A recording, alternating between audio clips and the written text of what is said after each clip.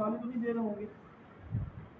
ہے جی، کسی موضوع پر ان کی بات کر رہے تھے، آواز بلند ہو گئی، اللہ رب العزت نے آیات کریمہ نازل فرما دی، یا ایھا الذین آمنوا، اے ایمان والو، لا ترفعوا اصواتکم فوق صوت النبی صلی اللہ علیہ وسلم، اے ایمان والو اپنی آوازیں حضور نبی کریم صلی اللہ علیہ وسلم کی آواز سے بلند نہ ہونے دیں، کہ ایسا نہ ہو کہ تمہارے اعمال ضائع ہو جائیں، ساری زندگی کی محنت ضائع ہو جائے اور تمہیں خبر بھی نہ ہو۔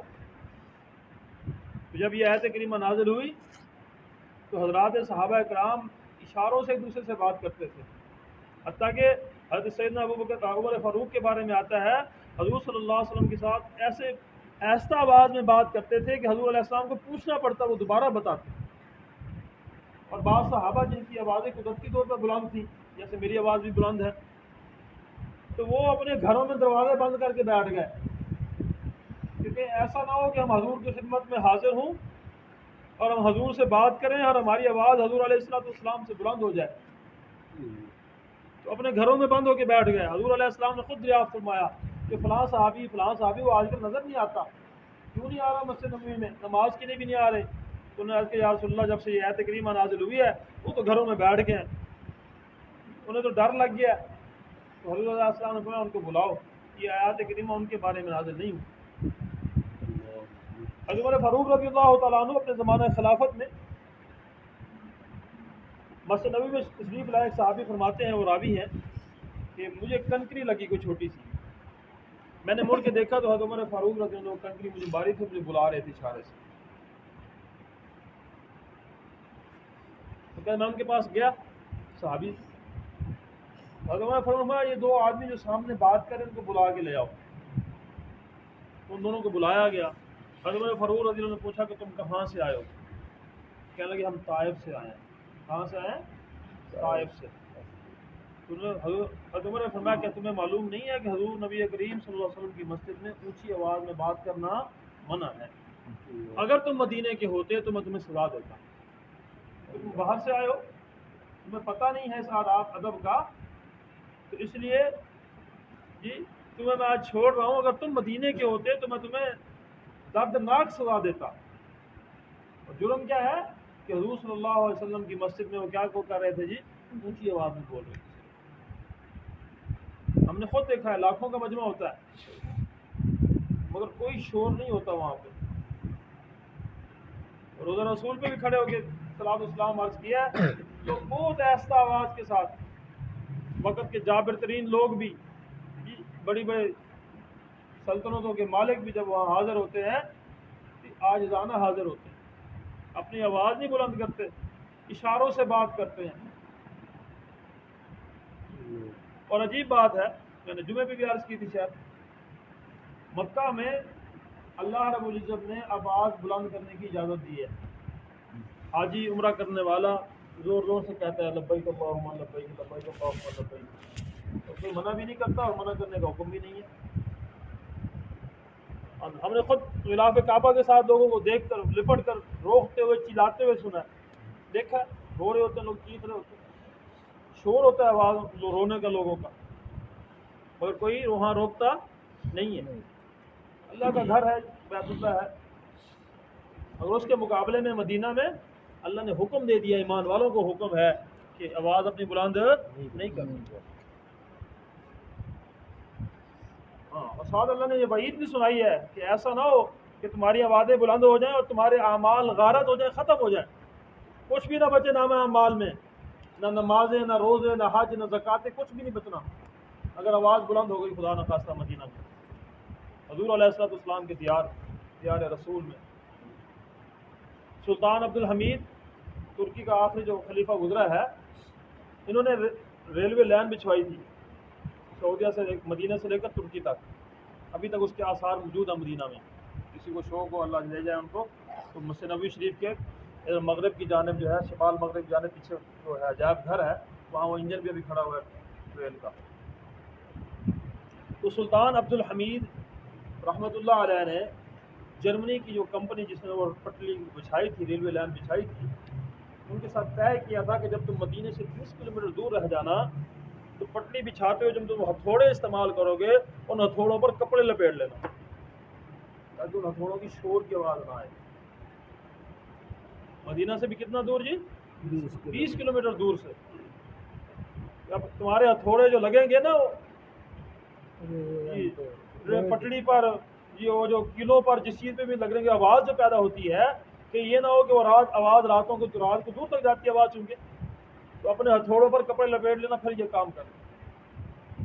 اور ترکوں نے جب مسجد نبوی کی توسیع کرائی تھی آج سے 400 سال پہلے, ابھی وہ ریاض الجنہ والا حصہ بھی وہی ترکوں کا بنا ہوا ہے وہ, تو جہاں اور انہوں نے آداب کے خیال رکھا تھا, ایک ادب یہ بھی تھا کہ کوئی بھی اینٹ, کوئی بھی پتھر, کوئی بھی چیز جو سائز میں پوری نہیں آ رہی ہوتی تھی اس کو وہاں مسجد نبوی میں کاٹنے کی اجازت نہیں تھی کہ یہاں کاٹو گے تو شور ہوگا. آری چلے گی, ہتھوڑی چلے گی, جو بھی چیز ہوگی. تو اس کے لیے حکم تھا کہ جس کو چیز کو سیٹ کرنا ہے, پتھر کو, جو بھی چیز تھی, اس کو مدینے سے باہر لے جاؤ, وہاں جا کے اس کو درست کرو, ٹھیک کرو, پھر دوبارہ آگے ہاتھ کو لگاؤ. تو بڑوں نے, تو بزرگوں نے اتنا آداب کا خیال رکھا ہے. تو اللہ خود فرما رہے ہیں قرآن میں, میں نے آیت کریمہ آپ کو پڑھ کے سنا دی, سورہ حجرات کی آیت ہے. تو آج جو کچھ وہاں ہوا ہے 2 دن پہلے, میں پھر اس کی مذمت کر رہا ہوں. کسی کو برا لگتا ہے تو بھائی وہ برا لگنے دے, کیونکہ یہ میرا معاملہ نہیں ہے, یہ کسی سیاسی جماعت کا معاملہ نہیں, کسی سیاسی جماعت سے وابستگی کا معاملہ نہیں. یہ معاملہ میرے آقا علیہ الصلوۃ والسلام کا ہے. انہی کی وجہ سے میں زندہ ہوں, انہی کی امید پہ بھروسے میں جنت میں جانے کا جو ہے امیدوار ہوں. میرے اعمال ایسا نہیں ہے کہ مجھے جنت میں لے جائیں. میرا کلمہ بھی شاید ریاکاری والا کلمہ ہے. مجھے تو ماں کی گود میں کلمہ مل گیا نا. یہ کلمہ مجھے مشقتوں سے ملا ہوتا جیسے صحابہ کرام کو ملا تھا, تو لگ پتہ جانا تھا کیسے کیا کلمے کی قدر ہوتی ہے. یہ کلمہ جیسے بلال کو ملا, حضرت بلال کو, جیسے حضرت صہیب کو ملا, جیسے حضرت عمار کو ملا, حضرت یاسر کو ملا, ویسے کلمہ ہمیں ملتا تو شاید ہمیں سے جو ہے گنتی کے مسلمان بھی نہ ہوتے اس زمانے میں. تو ماں کی گود میں کلمہ مل گیا, مفت کا کلمہ مل گیا, نام کی بھی مسلمان ہیں, عاشق رسول کی بھی دعوے کرتے ہیں, نعرے لگاتے ہیں. اور جب بات ایسی آ جاتی ہے تو پھر اپنے لیڈروں کی طرفداری کر رہے ہیں تو کرتے رہیں, ہمیں کسی کی پرواہ نہیں ہے. میں پھر آپ سے کہہ رہا ہوں, کسی کو برا لگ رہا ہے تو لگنے دیں, میں معذرت بھی نہیں کرتا اس کو اس پہ, کیونکہ یہ معاملہ حضور علیہ الصلوۃ والسلام کے دیار کا ہے, حرم نبوی کا ہے. مکہ میں یہ کرتے تو شاید برداشت بھی ہو جاتا, کیونکہ وہ اللہ کا گھر ہے. اللہ چاہے تو کسی کو معاف کر دے, اللہ چاہے تو اس سے جی عذاب دے اس کو. مگر یہ معاملہ حضور علیہ الصلوۃ والسلام کا ہے, اللہ کے حبیب کا معاملہ ہے. اور میں نے جمعے پہ بھی کہا تھا, پھر کہہ رہا ہوں کہ آج ہم اپنے 2 ٹکے کے لیڈروں کے خلاف بات سننے کو تیار نہیں ہیں. کوئی ہمارے لیڈر کے خلاف بات کر دے تو ہم اس سے بھڑ جاتے ہیں, لڑ جاتے ہیں, قتل و غارت بھی ہو جاتی ہے, گولے چل جاتے ہیں. تو آپ کا کیا خیال ہے کہ اللہ اپنے حبیب کے گستاخوں کو معاف کر دے گا, چھوڑ دے گا؟ اللہ اپنے حبیب کے گستاخوں کو چھوڑ دے گا جن نے حضور علیہ السلام کے گھر کی جا کے, روضہ رسول کی جا کے بے حرمتی کی ہے, ان کو اللہ چھوڑ دے گا؟ ان کو درست کرنے والوں کو, سمجھنے والوں کو چھوڑ دے گا؟ جو اس کی حمایت کر رہے ہیں ان کو چھوڑ دے گا؟ جو اس کو اچھا سمجھ رہے ہیں اس کو چھوڑ دے گا اللہ؟ ان کو کبھی بھی نہیں چھوڑے گا, اور بہت جلد پکڑے گا اللہ. ہاں, اللہ اپنے نافرمانوں کو چھوڑ دیتا ہے, ڈھیل دیتا ہے دنیا میں. اور میں کئی دفعہ سنا چکا ہوں, اب بھی بتا رہا ہوں, دنیا میں بے شمار لوگ ایسے ہیں جو اللہ کو نہیں مانتے. یہ دہری ہے, یہ روس والے, یہ چائنا والے کروڑوں اربوں میں ہیں, یہ اللہ کو نہیں مانتے, اللہ کے وجود کے منکر ہیں. مگر اللہ نے ان کو کبھی پکڑا نہیں ہے, دنیا میں نہیں پکڑ رہا, اللہ ڈھیل دے رہا. اللہ کا قانون محال ہے, مہلت دینے کا قانون ہے, اللہ نے ڈھیل دی ہوئی ہے. اور دنیا میں اللہ پکڑ بھی نہیں رہا ان کو. اور مال بھی, دولت بھی اللہ نے مسلمانوں سے زیادہ دیا ہوا ان کو. مگر جہاں معاملہ اللہ کے حبیب کا آتا ہے, اللہ وہاں معاف کرنے پہ تیار نہیں ہے. ایسے بہت سارے واقعات تاریخ کے اندر موجود ہیں. کعب بن اشرف یہودی تھا مدینے کا, حضور علیہ السلام کی شان میں گستاخی کرتا تھا. اللہ نے خود, اللہ کے نبی صلی اللہ علیہ وسلم نے خود صحابہ کو بھیج کے اس کو قتل کروایا. اختر بن حنظل حضور صلی اللہ علیہ وسلم کی گستاخی کرتا تھا, بیت اللہ کے پردے کے اندر چھپ گیا تھا فتح مکہ کے موقع پر. بیت اللہ کا پردہ ہے نا جی, اس کے اندر گھس گیا. تو میں یہاں ہوں اور آپ تو مجھے نہیں ماریں گے، مسلمان قتل نہیں کریں گے. تو حضور علیہ السلام نے میں اس کو وہیں غلاف کعبہ سے نکالو، اس کو قتل کرو یہیں حرم کے اندر. کیا گیا اس کو قتل.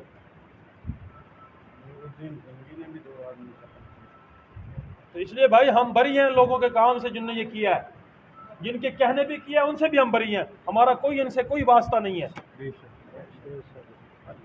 آپ تھوڑے سے ساتھی بیٹھے جمعے پہ زیادہ تھے، تو میں نے جمعے پہ بھی یہ بات کہی، آپ کو عرض کی تھی، ابھی بھی کہہ رہا ہوں، ہمارا ان لوگوں سے کوئی لینا دینا نہیں، کوئی واسطہ نہیں ہے. جو اس کام کو کرنے والے ہیں، اس کو صحیح سمجھنے والے ہیں، اس کام کی حمایت کرنے والے ہیں، چاہے ان کا تعلق کسی بھی سیاسی جماعت سے ہو، وہ عہدے کے اعتبار سے کتنے بھی بڑے ہوں یہاں کے، پھر بھی میں ابھی بھی مذمت کر رہا ہوں اور آئندہ بھی کرتا رہوں گا. کسی کو برا لگ رہا ہے، کسی کو تکلیف ہو رہی ہے، وہ ہوتی رہے، اس پہ میں معذرت بھی کرنے کو تیار نہیں ہوں. میں چاہوں آپ کی مسجد میں رہوں یا نہ رہوں. میں نے جمعے بھی کہا تھا، ابھی بھی کہہ رہا ہوں، ہمارا کسی جماعت سے، سیاسی جماعت سے کوئی لینا دینا نہیں ہے. ہمارا کام نمازیں پڑھانا ہے، قرآن کی تفسیر سنانا ہے، بچے پڑھانا ہے، اور کر رہے ہیں ہم الحمدللہ. مگر جہاں بات رسول اللہ صلی اللہ علیہ وسلم کی حرمت کی آئے گی، دیار رسول صلی اللہ علیہ وسلم کی بے حرمتی کی آئے گی، وہاں ہم خاموش نہیں رہ سکتے. اب بھی نہیں ہے خاموش، آئندہ بھی نہیں رہیں گے. میں نے پہلے بھی عرض کیا، موقع تو ختم قرآن کا تھا، اور ایک آدمی کی وجہ سے سارا میرا تو ذہن جو ہے دماغ خراب ہو گیا ہے، بدل گیا بالکل ذہن. ورنہ تو میں آپ کو 2-4 فضائل سناتا قرآن کریم کے، حدیثیں سناتا، اس کا ترجمہ سنا دیتا، دعا کرا دیتا. تو آج بھی یہ طاق رات ہے قرآن کریم اس کی، رمضان مبارک کی، ہو سکتا ہے لیلۃ القدر کی یہی رات. تو میں پہلے عرض کیا تھا، یہ حدیث مبارکہ میں بھی ہے، لیلۃ القدر طاق راتوں میں گھومتی ہے، 21ویں 23ویں 25ویں 27ویں اور 29ویں کی رات میں. تو ہو سکتا ہے آج لیلۃ القدر کی رات ہو. تو اس لیلۃ القدر کی رات میں پھر اعلان کر رہا ہوں جی، ہم رسول اللہ صلی اللہ علیہ وسلم کی ذات مبارک کے معاملے میں کسی قسم کے کمپرومائز کے لیے تیار نہیں ہیں، کوئی سمجھوتا نہیں کریں گے. کسی کو تکلیف ہوتی ہے، کسی کو برا لگتا ہے، کوئی ہماری مسجد کو چھوڑ جاتا ہے، کوئی ہمیں یہاں سے نکلوا دیتا ہے، کوئی پرواہ نہیں ہے انشاءاللہ، کوئی افسوس بھی نہیں ہے اس پہ. اللہ ہم سب کو اتنی غیرت عطا فرما، دینی غیرت عطا فرما. پورے پاکستان میں مذمت کیا علماء دین نے، پھر سب نکالے جائیں گے مسجدوں سے. وہ جس کا جہاں زور چلتا ہے وہ زور لگائیں گے، سیدھی سی بات ہے. جو سب چھوڑیں پورے پاکستان میں، چھوڑیں اس بات کو فی الحال، پورے پاکستان میں مذمت ہوئی ہے مسجدوں میں، بعد میں تبصرے کریں گے اس پہ.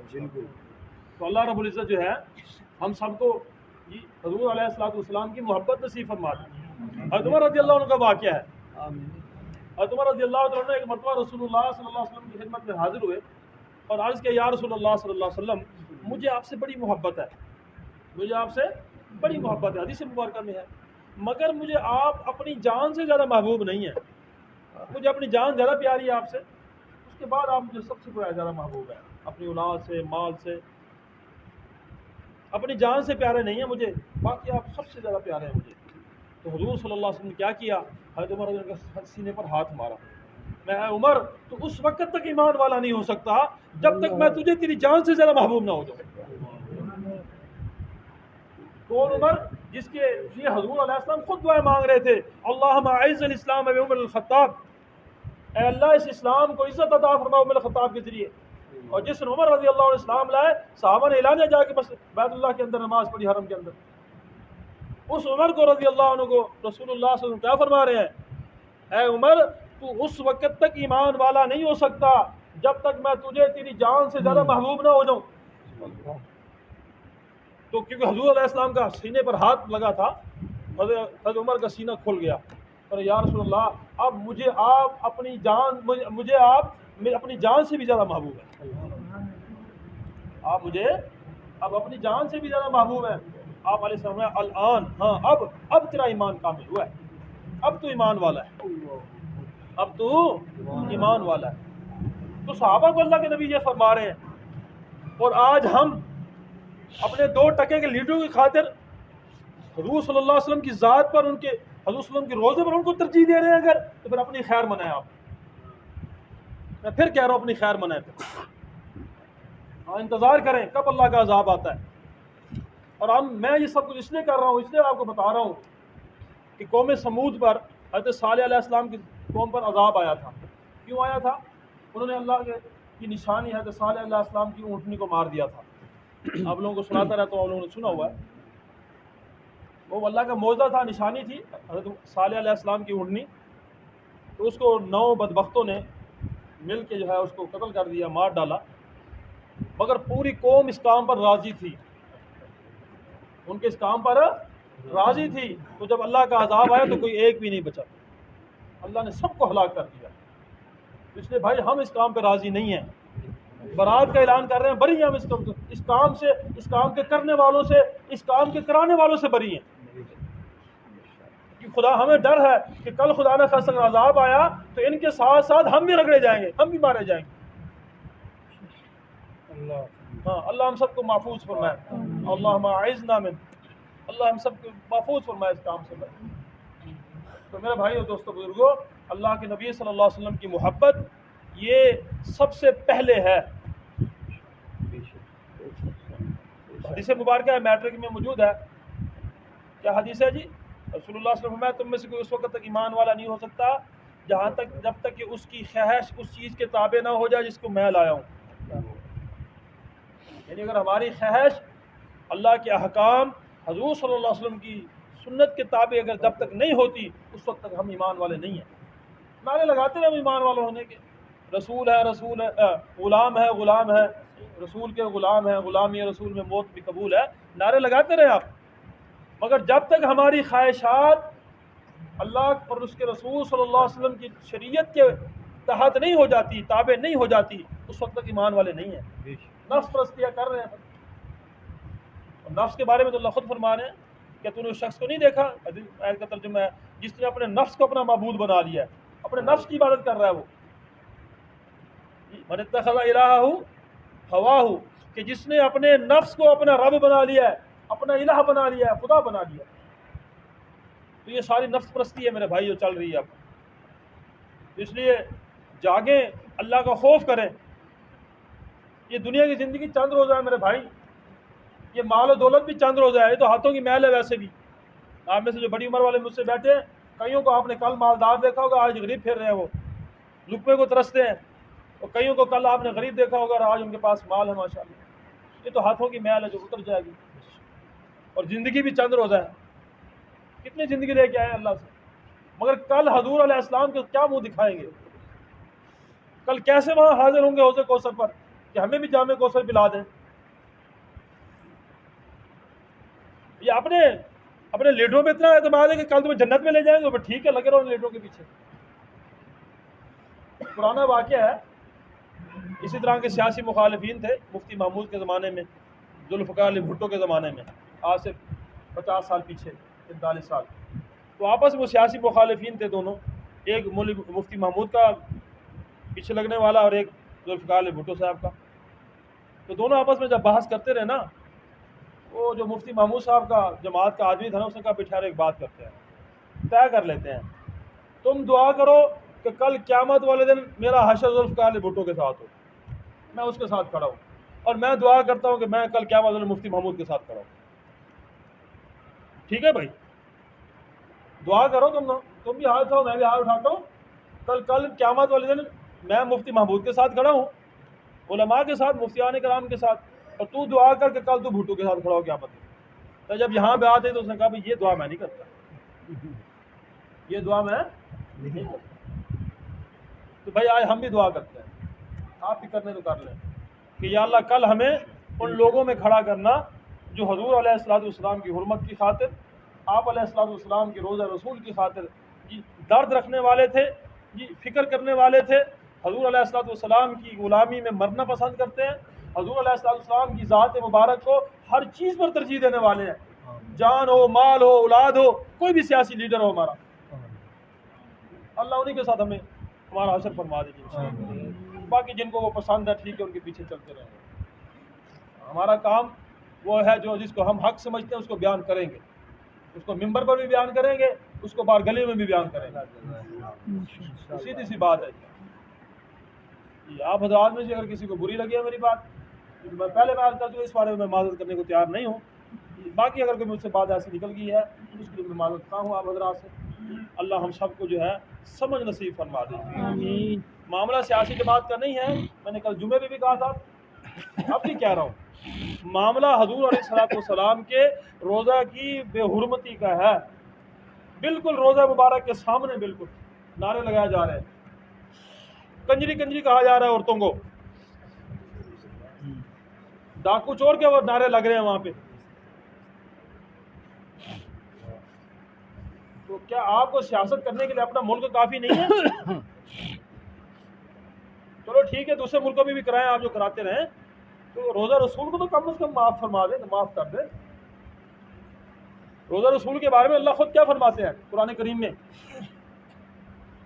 کہ اذا جاؤک، جب آئیں آپ کے پاس لوگ جنہوں نے ظلم کیا اپنی جانوں پر، وہ آپ کے پاس ہیں، جنہوں رسول اللہ صلی اللہ علیہ وسلم کے پاس ہیں، اور رسول اللہ کا نبی بھی ان کے لیے استغفار کرے، تو وہ لوگ لوجد اللہ تواب الرحیم، ایسے گناہ گار لوگ جن نے اپنی جانوں پہ ظلم کر رکھے ہیں، ڈاکو ہیں، چور ہیں، زانی ہیں، شرابی ہیں، جو کچھ بھی ہیں، وہ روزہ رسول پر وہ اللہ کے نبی صلی اللہ علیہ وسلم کے پاس آ جائیں، اور اللہ کے نبی بھی ان کے لیے استغفار کرے، اللہ سے بخشش کرے کہ یا اللہ ان کو معاف کر دے. اللہ فرماتے ہیں تم مجھے معاف کرنے والا، بخشنے والا پاؤ گے. اللہ خود قرآن میں فرما رہے ہیں جی، اپنے طرف سے باتیں نہیں سنا رہا میں آپ کو. اللہ تو یہاں تک فرما رہے ہیں کہ جن لوگوں نے اپنے آپ پہ ظلم کیا، اپنے آپ پہ ظلم کیا ہوتا ہے؟ بھائی گناہ کرنا ہی ہے نا جی، چوری کر لی، ڈاکہ ڈالے، کسی کو قتل کر دیا خدا نہ خواستہ، شراب پی لی، زنا کر دیا، ایسے لوگوں کے بارے میں اللہ فرماتے ہیں اگر یہ لوگ آپ کے پاس آ جاتے اور آپ بھی ان کے لیے بخشش کی دعا کرتے تو یہ سارے مجھے بخشنے والا، توبہ قبول کرنے والا پاتے.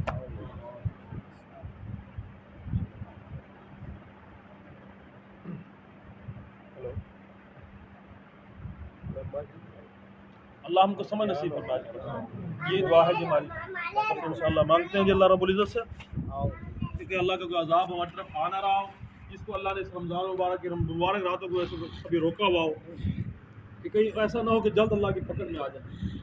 ابھی بھی وقت ہے، معافی مانگ لیں، توبہ کر لیں اللہ سے. اللہ معاف فرمانے والے ہیں، مگر معاملہ سخت ہے، وہ میں پہلے عرض کر رہا ہوں، یہ اللہ کے حبیب کا معاملہ ہے، اللہ کا معاملہ نہیں ہے.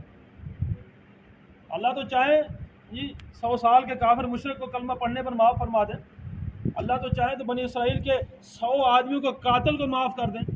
سنتے رہتے ہیں آپ، واقعہ سناتا رہتا ہوں میں آپ کو. 100 آدمیوں کا قاتل تھا، صرف نیکوکاروں کی بستی کی طرف جا رہا تھا، راستے میں مر گیا، اللہ نے اس کو بھی معاف فرما دیا، کیونکہ اللہ کا معاملہ ہے. مگر جہاں معاملہ اللہ کے حبیب کا ہے صلی اللہ علیہ وسلم، میں نے پہلے کہا کہ ہم اپنے کسی محبوب کے خلاف کوئی بات سننے کو یہاں تیار نہیں ہوتے ابھی بھی. یہاں اللہ اپنے محبوب کو کیسے اس بے حرمتی گستاخی کو برداشت کر لے گا؟ یہ تو مبارک راتیں ہیں اللہ کی جی، آج بھی تاغ رات ہے، کیونکہ اللہ نے اسی وجہ سے ہمیں مہلت دے دی ہے کہ یہ 2-3 راتیں تمہیں مل رہی ہے کہ توبہ استغفار کر لو، منا لو اللہ کو. اگر بھی غفلت میں پڑے رہے، ضد میں اڑے رہے، تو پھر انتظار کریں گے. تم بھی انتظار کرو، پھر ہم بھی انتظار کرنے والے ہیں. اللہ ہم سب کو معاف فرما دے.